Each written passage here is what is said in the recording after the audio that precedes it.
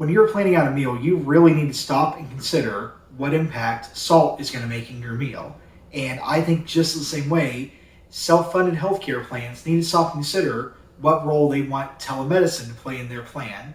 And I actually think these two ideas are really closely related. I know it sounds a little bit ridiculous, but stick with me and I'll explain why and give you some great tips during this episode of Benefits BBQ.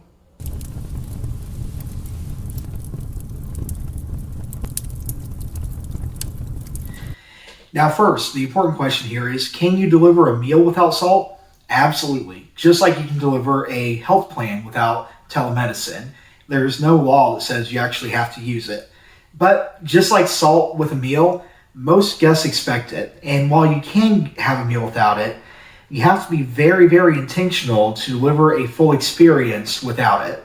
If you just omit it without adjusting anything else, it can leave the whole experience a little underwhelming to a lot of people. So let's talk about the most common way that a lot of people get salt and telemedicine, which is through a prepackaged solution. Now, the one I've got here with me today is Indianapolis's favorite, St. Elmo's seasoning.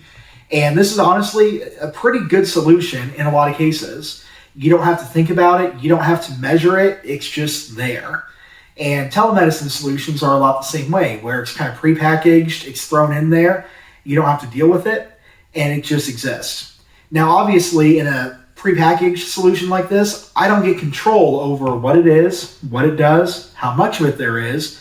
I just take it as part of the other, this one has about 15 ingredients in it. I just take it with everything else I'm being given, and that's all there is to it. Much the same way with telemedicine, I just have to take whatever the big carrier solution offers if they're going to prepackage it. But the bottom line, would I rather have a meal with St. Elmo's seasoning than a meal with no seasoning? Well, that's a no-brainer, my friends. Absolutely, give me the seasoning. Now, at some point, as you're becoming more confident and you want to start optimizing for what you're delivering, you may want to start dealing with different recipes, different measurements, and that's where the prepackaged solution may not work as well. You may find when it comes to salt, for example, that a Himalayan salt like this that's more coarse may achieve a better outcome for you than the standard prepackaged big mass production one that a lot of us grew up with, right? Telemedicine is a lot the same way. There are some telemedicine products that offer incredible mental health benefits to your employees. Some offer a way to essentially give a primary care physician to those who don't already have one.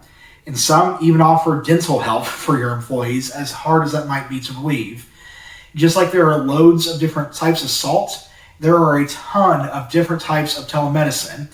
And as you're starting to make your own blend of spices and everything, like this jar of Memphis Dust right here, you're going to want to start playing around with the salt a little bit as well and figuring out what works well for what you want to achieve.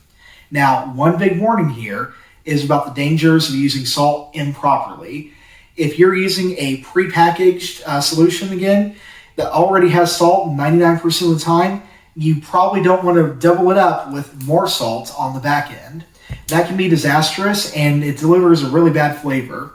Telemedicine is a lot the same way. That if you have one telemedicine solution for one thing and we're going to layer it on with more telemedicine, it may not ruin a meal like too much salt can do, but it may feel like you're overcompensating for nothing else going on in this plan for the employees.